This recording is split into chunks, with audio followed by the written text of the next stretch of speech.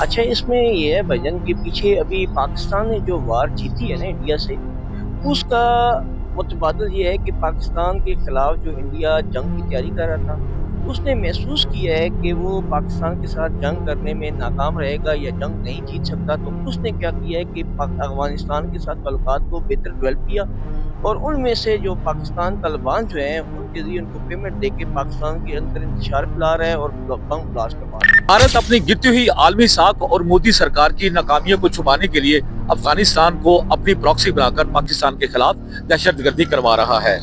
लेकिन पाकिस्तान अब दिफा ही नहीं, दुश्मन को उसके इलाके में घुसकर जवाब देने की मुकम्मल सलाहियत रखता है।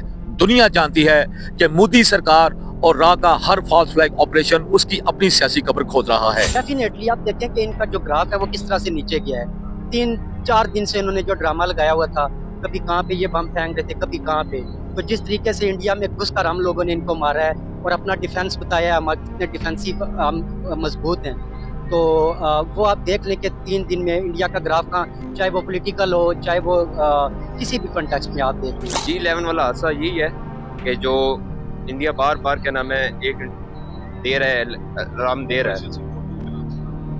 दे रहा है पाकिस्तान को कि क्या नाम है हम लोग एक और क्या नाम है इंटरनली क्या नाम है वीक करना चाह रहा है पाकिस्तान को, तो हर एंगल से डिप्लोमेसी में तो नहीं करेगा, बाकी क्या नाम है इसी तरह के, लेकिन पाकिस्तान क्या नाम है हमें पाक फौज में भी अपना है कि वो क्या नाम है अपना फुल करेंगे।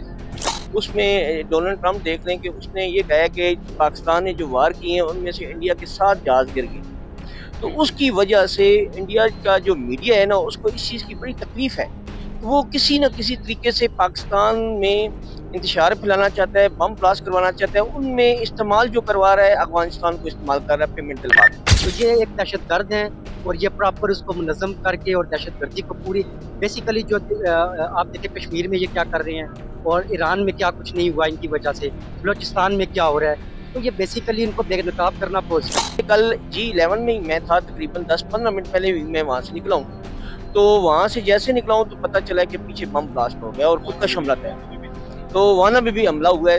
तो इसके सारे मसाइल तो यही हैं कि वो पैसे लेके पाकिस्तान में बम ब्लास्ट करवाना चाह रहा है और अपना इंतकामी कार्रवाई करके बदला लेना चाह रहा है। हमें पाक आर्मी पे अभी फख्र भी है और इत्मीनान भी है कि वो आगे क्या नाम है हमारा इंशाल्लाह क्या नाम है दोबारा इस तरह का अगर रिस्पॉन्स हुआ भी इंडिया की तरफ से तो हम लोग इंशाल्लाह उनका मुकाबला करेंगे। पाकिस्तान इंशाल्लाह मजबूत है और पाकिस्तान इस पोजीशन में है कि वो दोनों मुल्कों के साथ जंग लड़ सकते हैं। ठीक हो गया। और पाकिस्तान के पास इतने एटमी एहसासें हैं जो उनके ऊपर इस्तेमाल करके फतह हासिल कर सकते हैं। इंशाल्लाह पाकिस्तान हमेशा कायम व दायम रहेगा। कोई दुनिया की आलमी ताकत इंडिया हो या चाहे अफगानिस्तान हो, पाकिस्तान को कभी कमज़ोर नहीं कर सकती। यही बात है, मोदी सरकार ने अपनी जो हुकूमत है रिवाइव कर ली है। जो पिछले इंसिडेंट हुआ है 9 मेगम में जो क्या नाम है वॉर के बाद, उसके बाद यही है कि क्या नाम है मोदी सरकार ने अपनी क्या नाम है गवर्नमेंट रिवाइव कर ली और इलेक्शन जीतेगा, इसलिए वो क्या नाम है सारे ये क्या नाम है ऑपरेशन करवा रहा है। अब इसमें अफगानिस्तान का सबसे बड़ा एलिमेंट ये है कि अफगानिस्तान को भी अपनी क्या नाम हुकूमत चाहिए, अपने क्या नाम है फंड्स चाहिए, तो वो उससे कोलैबोरेशन करेगा क्या नाम इंडिया के साथ, और ये क्या नाम है एक और वॉर कंटिन्यूएशन जो है।